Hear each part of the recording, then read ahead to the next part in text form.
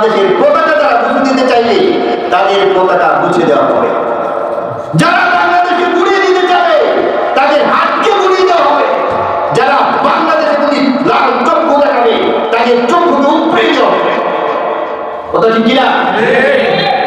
আমরা হিন্দুদের বিপক্ষে বলছি, হিন্দুদের বিপক্ষে না, আইনের পক্ষে বলছি, বেআইনের বিপক্ষে বলছি, বেআইনের বিপক্ষে বলেছি। হিন্দু আমার দেশে বাস করবে, নিশ্চিন্তে বাস করবে, দ্বিধাহীনভাবে বাস করবে, নিশ্চিন্তে বাস করবে, তাদের কোনো অসুবিধা হবে না।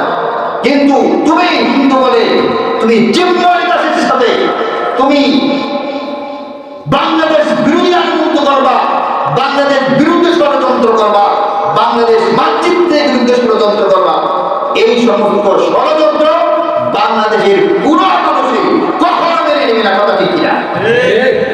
আল্লাহ রাব্বুল আলামিন আমাদেরকে কথাগুলো বুঝার তৌফিক দান করুন। আমিন। বাংলাদেশ সারা দুনিয়ায় সব দেশের মানুষ তাদেরকে ভালোবাসে। কথা ঠিক? বাংলাদেশ এমনি হয়ে যায় নাই, আমরা হয়তো দেখি নাই, আমরা বুঝি নাই, আমরা দৌড় খাই নাই, আমরা মাইক খাই নাই, কিন্তু আমাদের বাপ, আমাদের দাদা, আমাদের চাচা, আমাদের খালা, আমাদের বাবু তারাই রক্ত দিচ্ছে, দিতে না? বাংলাদেশ এমনি হয়ে যায় নাই, এমনি হয়ে যায় নাই। তুমি মনে করছো থাবা মেনে নিয়ে যাইবা আর আমরা সকলেই তোমার কথা মেনে নেব, এটা আদৌ কিনা সম্ভব না। চিন্ময় কৃষ্ণ দাস প্রভু, বিভিন্ন নাম তার আছে। এই ইস্কানের পরিচালক, ইস্কানের ডাইরেক্টর, ইস্কানের সভাপতি, ইস্কানের পরিচালক যিনি, একটা উগ্রপন্থী হিন্দু মানুষ। এই চিন্ময় কৃষ্ণ দাসকে আপনারা দেখবেন লালদিঘির পার চিটাগাং একটা কনফারেন্স তারা করছে, সেখানে মুসলমানদের বিরুদ্ধে উস্কানিমূলক যত আলোচনা হওয়ার দরকার, উস্কানিমূলক যত বক্তব্য সে দিয়েছে, এমনকি শুধু বক্তব্যই না, বাংলাদেশের পতাকার উপরে, আমাদের লাল সবুজ বাংলা পতাকার উপরে ইস্কানের একটা হলুদ বর্ণ বা একটা গুদুম বর্ণের পতাকা বাংলাদেশের পতাকার উপরে লাগাইয়া তারা যখন মিছিল করছিল, তখন এই চিন্ময় কৃষ্ণ দাসের বিরুদ্ধে একটা মামলা হয়।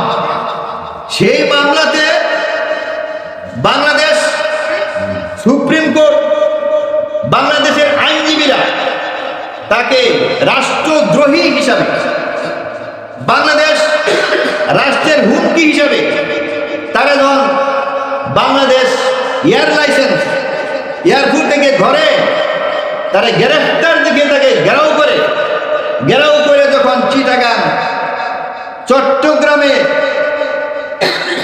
বিচারাধীনে পাঠানো হয়,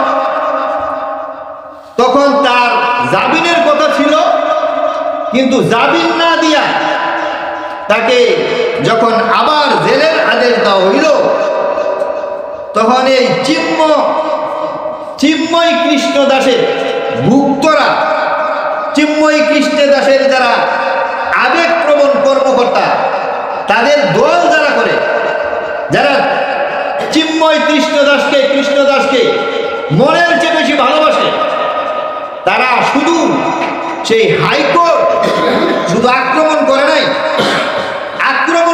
শুধু স্লোগান দেয় নাই, শুধু বয়কট করে নাই শুধু, এমনকি আমাদের একজন আইনজীবী যার নাম হইল সাইফুল ইসলাম আলী, তাকে মাথা ছেঁচড়িয়ে ইটের আঘাতে রাস্তায় ফেলে দিয়ে সাইফুল ইসলাম আলিফকে তাৎক্ষণিকভাবে সরাসরি মাথার মধ্যে আঘাত করে, সরাসরি মাথার মধ্যে ইটের দাগ ক্ষেত্রে দিয়ে চূর্ণ বিচূর্ণ করে সাইফুল ইসলাম আলিফকে তারা শাহাদত করেছে।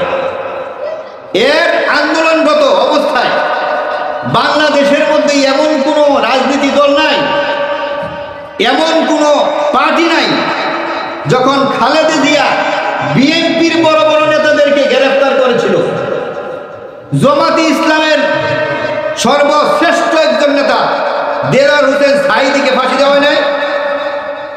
একজন দুইজন আলেমকে মরছিল জেলখানায়। মামুনুল হক সাহেবকে ধরে নাই।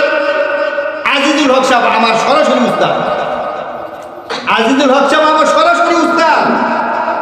সেই উস্তাদকে যখন জেলখানা নেওয়া হয় তখন আমরা সমস্ত ছাত্ররা, দাওরার যত ছাত্র আছে সকল ছাত্ররা বুখারী শরীফ পর্যন্ত নিয়ে আমরা কেন্দ্রীয় কারাগারের সামনে গিয়েছিলাম। ঠিক আছে, কেন্দ্রীয় কারাগারের সামনে গিয়েছিলাম বুখারী শরীফ নিয়ে। কিন্তু আমাদের এমন কোন রেকর্ড নাই যে ওই সময়ের আইনজীবীদেরকে আমরা হত্যা করেছি, ওই সময়ের আইনজীবীকে আমরা কারাগারে মেরে ফেলেছি, এমন কোন ইতিহাস বাংলাদেশে নাই। আমার প্রশ্ন, চিন্ময় কৃষ্ণ দাস আর আমাদের শাইখুল হাদিস আল্লামা আজিজুল হক রাহমাতুল্লাহ আলাইহি দুজনে একরকম মানুষ। দুজনের পাল্লায় যদি তুললে একরকম হবে? হবে না। আর শাইখুল হাদিসের পায়ের দুলা সমান তো হবে না। শাইখুল হাদিসের মতো ব্যক্তিত্ব ধরে নেওয়া যায় ফেলায়।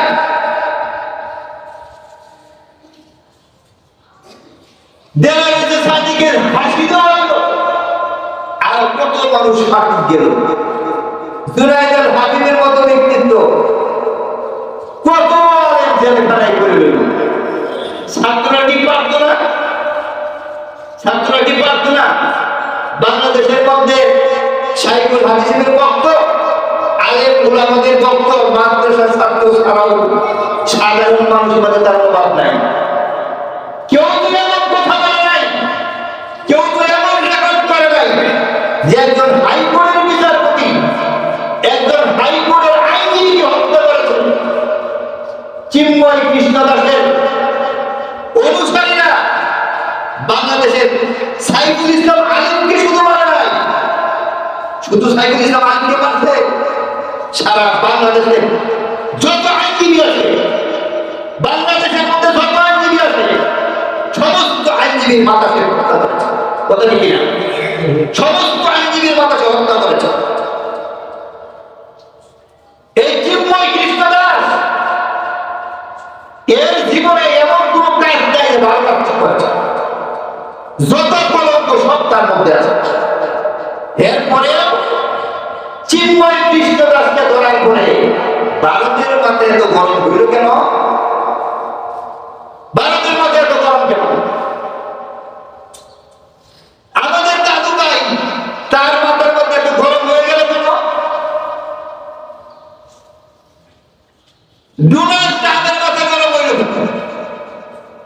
তাহলে বোঝা যায় চিন্ময় দাস শুধু একজন চিন্ময় দাসই নয়, তার পিছনে ইন্দন যুগানের আর বহু দেশ। কথা ঠিক না? তার পিছনে সে যে ভাগ মারে, সে যে খুঁজে আসলে তার মিছিল করে বোঝে না, তার পিছনে আরো বড় বড় লোকের ভাগ আছে। তার পিছনে ইন্দন যুগানের মানুষ আছে। ভারতের মোদি, আমাদের দেশেও কোন রাজনীতিবিদরা বলেছেন যে চিন্ময় দাসকে অজুহাতে গ্রেফতার পরোয়ানা করা হয়েছে, অযথায় নির্দোষভাবে তাকে আটক করা হয়েছে। এই কথাটাই একেবারে সম্পূর্ণ ভুল, সম্পূর্ণ ভুল এই কথাটা। অজুহাতে বানাইটা কোথায় চিন্ময় দাসকে ধরা হয় না। আমি বলতে চাই বাংলাদেশ ভারতের কিন্তু অঙ্গরাজ্য না। বাংলাদেশে ভারতের অঙ্গরাজ্য আমরা কি মানিয়ে নিবেন যে বাংলাদেশ ভারতের অঙ্গরাজ্য মেনে নিবেন? কেউ মানবে বাংলাদেশি? সে হিন্দু হোক, সে খ্রিস্টান হোক, সে বৌদ্ধ হোক, নামাজ পড়ো আর না পড়ো, হুজুর হোক তাই হুজুর হোক, বাংলাদেশ পতাকা, বাংলাদেশের পতাকা আর বাংলাদেশ নিয়ে ছিনিমিনি করা শক্তি, বাংলাদেশ নিয়ে খেলা করা শক্তি পৃথিবীর মধ্যে কারণ। সেই চিন্তা করে লাভ নাই। বাংলাদেশের মধ্যে যা ঘটছে বাংলাদেশি হোক ব্যাপার, বাংলাদেশের অভ্যন্তরীণ ব্যাপার। চিন্ময় দাসকে ধরা হয়েছে, চিন্ময় দাসকে আক্রান্ত জেলখানে নেওয়া সেটা দেশের ব্যাপার। সেখানে বাহিরের লোকে নাক গলানোর তো কোনো কারণ নাই। যদি বাহিরের লোকে হিন্দু একজন ধরার কারণে যদি নাক গলানো হয়, সারা পৃথিবীর মধ্যে কত হাজার হাজার মানুষ ফিলিস্তিনে 1,000-2,000 মুসলমান মারা হয়েছে। তখন তো কারো কানের ব্যথা ওঠে নাই, তখন তো কারো মাথা ব্যথা ওঠে নাই। চিন্ময় দাস একজন মানুষকে ফাঁসি তো দেওয়া যায়, এখন ফাঁসি হবে, অবশ্যই ফাঁসি হবে। চিন্ময় দাসের ফাঁসি বাংলাদেশেই হবে, এখনো ফাঁসি দেওয়া হয় নাই। এখনই আপনাদের অবস্থা এত গরম কেন? আপনি কি বলতে চান যে বাংলাদেশকে একটা উত্তপ্ত পরিস্থিতি তৈরি হয়ে চিন্ময় দাসের মাধ্যমে, এই ইসলামের মাধ্যমে বাংলাদেশের মধ্যে অরাজকতা সৃষ্টি করে ভারত কি চায় যে বাংলাদেশকে থাপা মারে গ্রহণ করতে? বাংলাদেশকে থাপা মারে গ্রহণ করবে, বাংলাদেশকে তাকে অঙ্গরাজ্য বানিয়ে নেবে। এটা কি আপনারা রাজি কেউ হবে? সুতরাং আমাদের বক্তব্য স্পষ্ট, আমাদের বয়ান স্পষ্ট। বাংলাদেশ ভারতের কোন অঙ্গরাজ্য নয়, বাংলাদেশ আমেরিকার কোন অঙ্গরাজ্য নয়, বাংলাদেশ বিশ্বের কোন রাষ্ট্রের অঙ্গরাজ্য নয়। সুতরাং এটা আমাদের ব্যাপার, আমাদের কোনো ব্যাপার। আমরা আমাদের ব্যবস্থা করবো, আমরা আমাদের ব্যবস্থা গ্রহণ করবো, সেখানে তোমাদের ডাক করার কিছু নাই। আল্লাহ রাব্বুল আলামিন শুনেন, বাংলাদেশের মধ্যে হিন্দু বসবাস করে না? হিন্দু বসবাস করে না? কার কর্তন বুঝে গেলাম সেটা বলেন, কার কর্তন বুঝে গেলাম?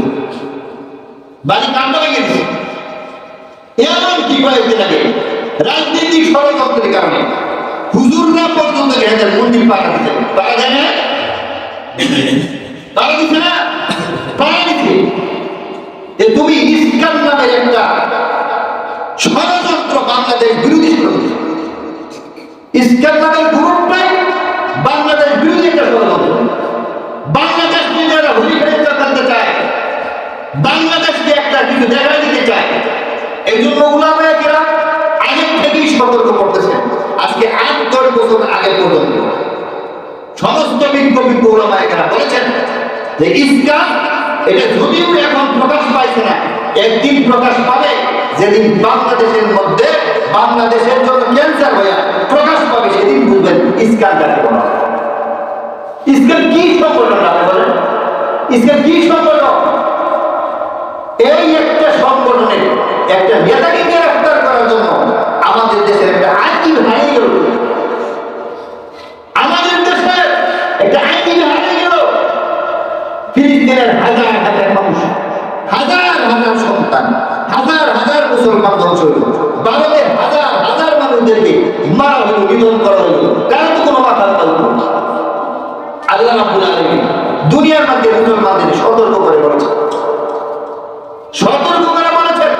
কোরআন কি 2000 বছর আগে না চলেছে, হুজুর সাল্লাল্লাহু আলাইহি ওয়াসাল্লাম থেকে এই পর্যন্ত কোরআনের বাণী একেবারে স্পষ্ট।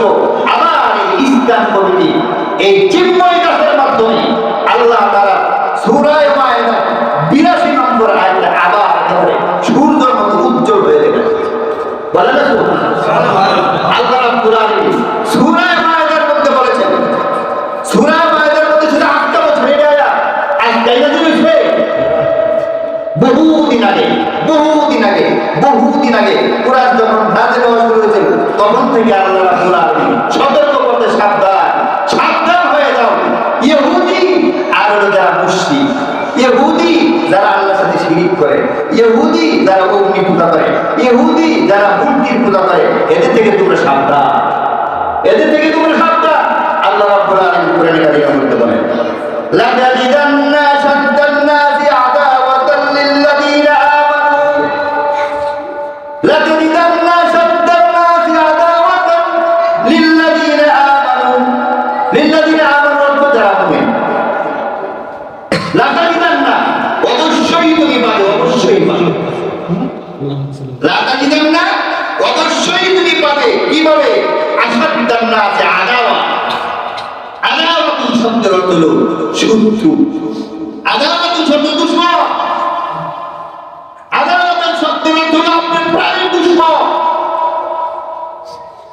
আল্লাহ বলেছেন লা তাজিদান্না আশাদ্দান নাসি আদাব, সবচাইতে চরম শত্রু মুসলমানদের জন্য তুমি পাবে। কারা পাবে? লিল্লাযিনা আমানু আল ইয়াহুদা।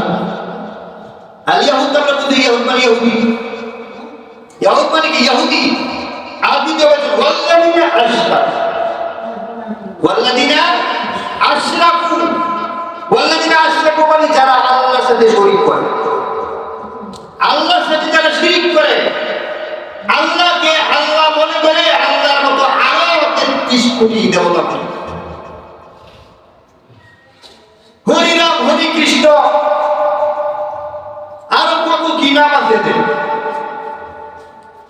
এরা এদেরকে আল্লাহর মতো মনে করে।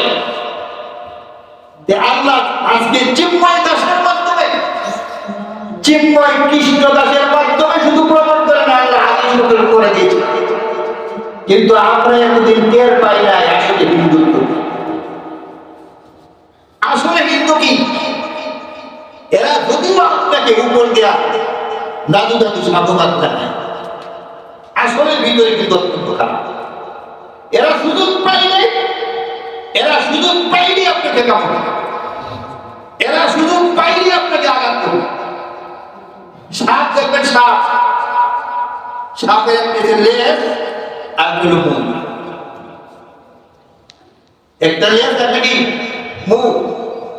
লেজ ছাড়া মাথা চলে না, মাথা ছাড়া লেজ চলে।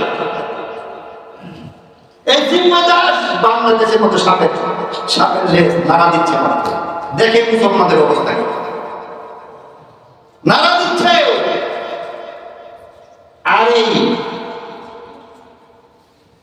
এটার মাথা, এটার মুখ, ডোনাল্ড ট্রাম্প থেকে শুরু করে ভারতের মোদী পর্যন্ত এদের আসল রূপরেখা, আসল মাথা শেষ। ওইখান থেকে দাদারা যেভাবে চাবি ঘুরায়, দাদারা যেভাবে চাবি ঘুরায়, এখানে সাপ সেভাবে দাদা চাবে। হিন্দু ভাইদের সম্পর্কে মুসলমানদের না, কোরআনের হাদিসের বক্তব্য স্পষ্ট। হিন্দু সম্পর্কে সমস্ত সংখ্যাগরিষ্ঠ লোক সম্পর্কে আল্লাহর নবীর হাদিস, আল্লাহর নবীর কালাম, আল্লাহর কালাম, আল্লাহর নবীর হাদিস স্পষ্ট। তোমরা আমাদের দেশি ভাই, হিন্দুরা কি ভাই? দেশি ভাই না ধর্মীয় ভাই? ধর্মীয় ভাই না কি ভাই? দেশি ভাই। সুতরাং তোমরা আমাদের দেশের অবস্থানকারী, তোমরা আমাদের দেশের নাগরিক। তোমরা নাগরিক হিসাবে তোমাদের যত অধিকার, সমস্ত অধিকার মুসলমান পাই পাই করে তোমাদেরকে বুঝিয়ে দিবে। কিন্তু তোমরা হিন্দু বলে তুমি ইসলামের সাথে সম্পর্ক হইয়া, ইসলামের সাথে যোগ দিয়া, চিন্ময় দাসের সাথে যোগ দিয়া আমাদের বাংলাদেশ পতাকাকে তোমরা দূরিত করবে, আমাদের রাষ্ট্র সম্পর্কে তোমরা হুমকি দিবে, আমাদের রাষ্ট্র সম্পর্কে তোমরা ক্যান্সার হবে। সেই ক্যান্সার কিন্তু রাখা হবে না। শরীরের মধ্যে ক্যান্সার হইলে যেমন কেটে দেওয়া হয়, ক্যান্সার যদি তোমরা হয়ে যাও তাহলে তোমাদেরকে অপারেশন করে কেটে দেওয়া হবে। কথা স্পষ্ট, কথা স্পষ্ট, হাদিস স্পষ্ট। তোমরা আমাদের দেশি ভাই, আমাদের দেশে বাস করবে, কিন্তু ইসলামের ক্ষতি করতে যাবে, মুসলমানদের ক্ষতি করতে যাবে, দেশের ক্ষতি করতে যাবে, তোমাদেরকে এখানে রাখা থাকার কোন সুযোগ সেখানে ইসলাম তোমাদের গায়ে দেয় নাই, বাংলাদেশে দিবে না।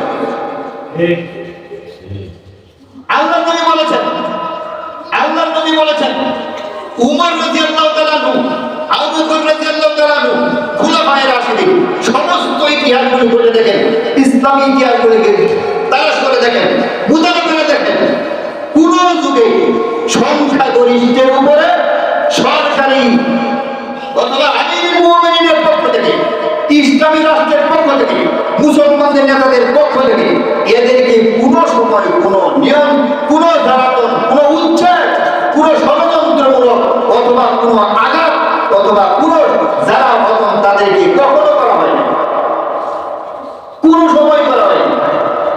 সুতরাং আমাদের দেশে একটা প্রবাদ বাক্য আছে, ভালো করে বুঝেন, আমাদের দেশে একটা প্রবাদ বাক্য আছে, গরিবের বউ কি জানি বলে সকলেরই বাড়ি। এটা আপনি জানেন না? গরিবের বউ সকলেরই বাড়ি। কত বলেন মুরব্বীরা বলেন না? গরিবের বউ সকলেরই বাড়ি, বাড়ির সাথে দেবর যা করে, বাড়ির সাথে যেমন যা করে। বাংলাদেশ গরিব রাষ্ট্র তো, এই যে বাংলাদেশ পান পারলো, বাংলাদেশ কিছু করে, হ্যাঁ তুমি এটা করলা কেন, হ্যাঁ তুমি এটা করলা কেন, হ্যাঁ তুমি এটা করলা কেন, সমস্ত রাষ্ট্র একেবারে চাঙ্গা হয়ে যায় বাংলাদেশের বিরুদ্ধে। কারণ কি? বাংলাদেশ গরিব, সবার করোনা নিয়ে এসে থাকে। বাংলাদেশ 1 নম্বর করোনা নিয়ে বাংলাদেশ থাকে, আমেরিকার করোনা নিয়ে বাংলাদেশ থাকে, রাশিয়ার করোনা নিয়ে বাংলাদেশ থাকে। দেওয়ালের কাছে বাংলাদেশটা গরিবের বউয়ের মতো। এখানে একজন হিন্দুকে ধরা হয়েছে, সারা বাংলাদেশ, সারা দেশ গরম হয়ে গেছে বাংলাদেশের বিরুদ্ধে। কারণ গরিব তো, গরিবের বউ। তোমার দেশে, অন্যান্য দেশে, সারা দেশে কত মুসলিম, কত অঘটন করাইতেছে, কত মুসলমানদের কত আক্রমণ করা হইতেছে, এই ব্যাপারে কারো কোনো মাথা ব্যথা নাই। শুধু বাংলাদেশ চিন্ময় দাসকে বলছে, সমস্ত মানুষ সজাগ হয়ে গেছে। কারণ কি? বাংলাদেশ গরিবের বউ। আমরা একটা প্রশ্ন করে কথা বলে দিতে চাই, বাংলাদেশ কারো করুণা নিয়ে দেশ হবে, বাংলাদেশ কারো খাবার ফুটে, কারো লাল চক্ষু দেখে, কারো বাধা গরম হয়ে যাওয়ার কারণে বাংলাদেশ কেউ উঠে নাই। বাংলাদেশ আল্লাহর জমিনে, আল্লাহর মানচিত্রে, দুনিয়ার মানচিত্রে বাংলাদেশ হয়েছে। কিয়ামতের আগ পর্যন্ত বাংলাদেশ থাকবে। কথা ঠিক? কিয়ামতের আগ দিন পর্যন্ত ইসরাফিল আলাইহিস সালাম যখন ভূ দিবেন, তখন তো সবই শেষ হয়ে যাবে। এর আগে বাংলাদেশের পতাকা যারা মুছে দিতে চাইবে, তাদের পতাকা মুছে দেওয়া হবে। যারা বাংলাদেশকে গুড়িয়ে দিতে চাবে, তাদের হাতকে গুড়িয়ে দেওয়া হবে। যারা বাংলাদেশের প্রতি লাল চক্ষু দেখাবে, তাদের চক্ষুকে উপড়ে দেওয়া হবে। কথা ঠিক কিনা? আমরা হিন্দুদের বিপক্ষে বলছি, হিন্দুদের বিপক্ষে না, আইনের পক্ষে বলছি, বেআইনের বিপক্ষে বলছি, বেআইনের বিপক্ষে বলেছি। হিন্দু আমার দেশে বাস করবে, নিশ্চিন্তে বাস করবে, দ্বিধাহীনভাবে বাস করবে, নিশ্চিন্তে বাস করবে, তাদের কোনো অসুবিধা হবে না। কিন্তু তুমি হিন্দু বলে তুমি চিন্ময় দাসের সাথে তুমি বাংলাদেশ বিরোধী আন্দোলন করবা, বাংলাদেশ বিরুদ্ধে ষড়যন্ত্র করবা, বাংলাদেশ মানচিত্রের বিরুদ্ধে ষড়যন্ত্র করবা, এই সমস্ত ষড়যন্ত্র বাংলাদেশের কোন মানুষই কখনো মেনে নেবে না। কথা ঠিক কিনা? আল্লাহ রাব্বুল আলামিন আমাদেরকে কথাগুলো বুঝার তৌফিক দান করুন। আমিন। বাংলাদেশ সারা দুনিয়ায় সব দেশের মানুষ তার দেশকে ভালোবাসে। কথা ঠিক কিনা? ঠিক। বাংলাদেশ এমনি হয়ে যায় নাই, আমরা হয়তো দেখি নাই, আমরা বুঝি নাই, আমরা দৌড় খাই নাই, আমরা বাইর খাই নাই, কিন্তু আমাদের বাপ, আমাদের দাদা, আমাদের চাচা, আমাদের খালা, আমাদের মামু, তারাই রক্ত দিয়েছে। বুঝলে না? বাংলাদেশ এমনি হয়ে যায় নাই, এমনি এমনি কইনি হয়ে যায় নাই। তুমি মনে করছো থামা মানে নিয়ে যাইবা আর আমরা সকলেই তোমার কথা মেনে নিব, এটা আদৌ কিনা সম্ভব না।